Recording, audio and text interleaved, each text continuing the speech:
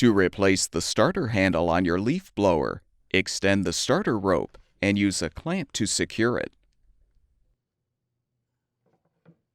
Unthread the knot securing the handle and slide the old handle off.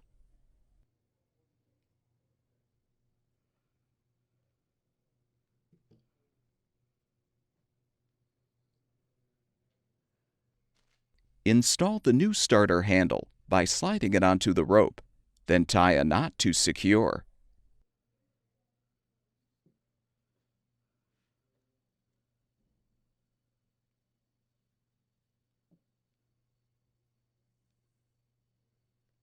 Remove the clamp, and your leaf blower should be ready for use.